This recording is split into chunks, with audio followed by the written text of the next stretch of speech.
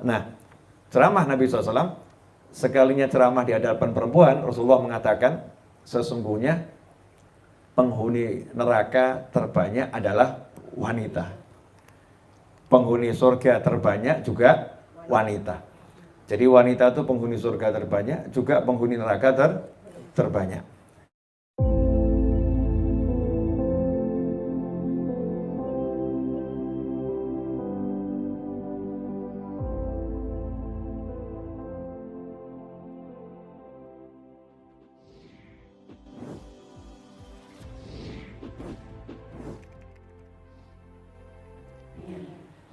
Pemirsa dimanapun Anda berada, kita akan belajar tentang masalah sodakoh.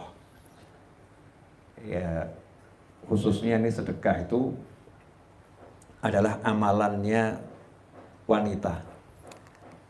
Jadi amalan yang paling utama buat perempuan itu adalah sodakoh.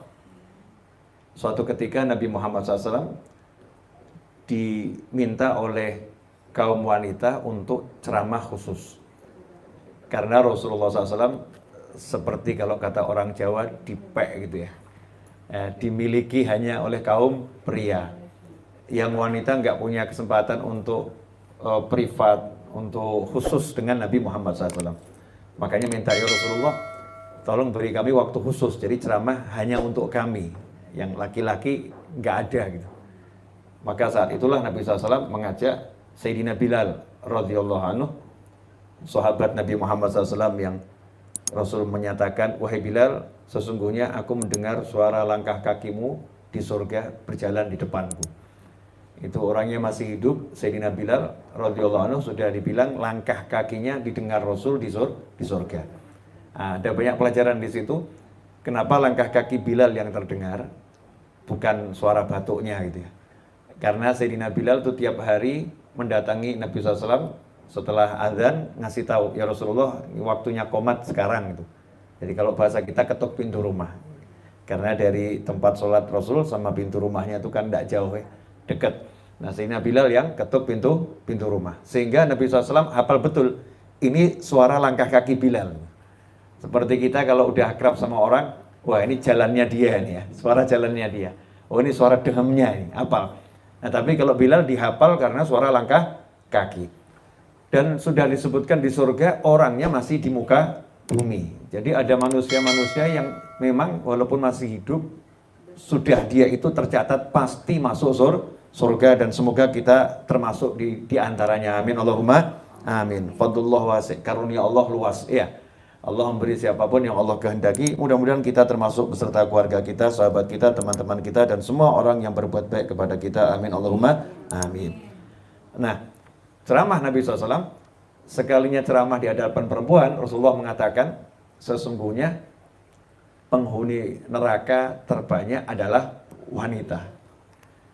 Penghuni surga terbanyak juga wanita.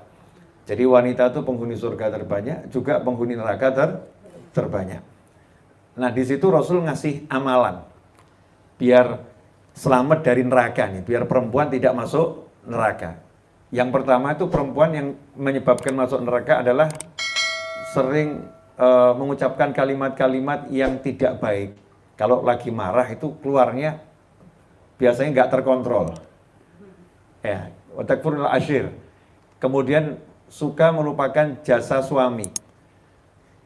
Misalnya begini, lagi marah nih ya, lagi marah. Kalau normal sih biasanya enggak, insya Allah. Kalau lagi marah ngomongnya begini, kamu memang tidak pernah perhatian sama saya. Jadi 20 tahun pernikahan full perhatian, sekali marah itu 20 tahun hilang. Kamu memang nggak pernah perhatian sama saya. Atau kamu memang tidak pernah ngajak saya jalan-jalan. Padahal cuma sekali malam Ahad ada kencan sama suami tiba-tiba ditelepon urusan penting gitu ya, dalam tanda kutip, urusan penting. Itu kemudian komentarnya, kamu memang tidak pernah mau ngajak saya jalan-jalan, padahal baru gagal sekali itu. Jadi yang malam Ahad kemarin, malam Rabu kemarin, ya hilang semua, nggak kehitung. Atau ketika pengen baju, ya pengen baju, suaminya nggak mau, saya nggak mau belikan kamu. Memang kamu nggak pernah mau belikan saya pakaian, padahal satu lemari itu pakaian dari suami. Ini sifat yang begini, sifat yang menyebabkan banyak perempuan gak sadar masuk ke dalam neraka. Na'udzubillah min dzalik. Kenapa? Karena melupakan jasa baik orang lain. Jadi Islam itu melarang umatnya melupakan jasa baik orang. Siapapun orang yang punya jasa, meskipun orang itu tidak beriman kepada Allah dan Rasulnya, jasanya harus diingat. Ya, jasanya harus diingat.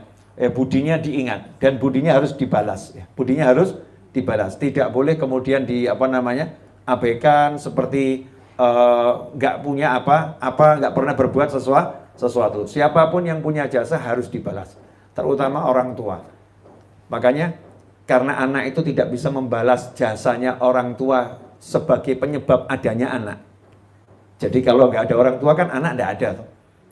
Gimana caranya kita membeli kehidupan? Nggak bisa kan? Kehidupan kita ini kan asalnya dari Allah, tapi Allah memberikannya lewat orang tua. Nah, untuk membayar jasanya orang tua menjadi penyebab hidup kita dengan semua kebaikan kita nggak mungkin bisa. Karena itu kalau ada anak yang kemudian kok sama orang tuanya ngomong kasar, sama orang tua ngomong nggak baik, Allah Ta'ala nggak peduli dengan amalnya. Jadi amalnya itu bisa hancur semua karena ucapan kasarnya pada orang tua. Karena dia nggak menghargai orang tua. Dia termasuk anak yang tidak mengingat jasanya orang tua. Sampai-sampai Allah mengatakan dalam Al-Quran, kalian jangan menyekutukan aku dengan suatu apapun. Dan berbuatlah baik kepada kedua orang tuamu. Selama mereka tidak mengajak kamu kufur, pokoknya wajib berbuat baik. Jadi orang tua yang sekalipun ngajak kufur sekalipun, tetap wasahib. Pergaulilah keduanya dengan pergaulan yang baik. Tetap harus bicaranya baik, walaupun orang tuanya jahat. Tidak ada alasan buat anak, orang tua saya jahat, orang tua saya nggak iman sama Allah. Nggak ada alasannya. Orang tuamu model seperti apapun, modelmu harus baik. Ya, modelmu harus baik.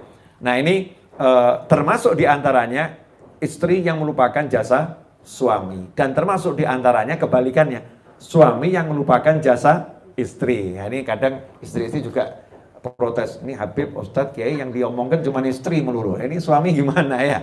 Suami yang melupakan jasa istri, termasuk diantaranya istri buatkan minum, istri setrikakan pakaian meskipun nyuruh ART ya, tapi kan itu yang mengelola manajernya siapa? Adalah istri. Istri memberi anak, walaupun suaminya kadang ngomong ya kan benihnya juga dari aku. Ya, tapi siapa yang ngerawat benih ini selama 9 bulan? Kemudian setelah lahir memberikan ASI ataupun non ASI selama sekian tahun. Kemudian kalau anaknya itu nangis di malam hari, siapa yang disuruh bangun sama suami? Masya Allah, kalau suaminya bangun selalu ngomong, Bu, anakmu bangun.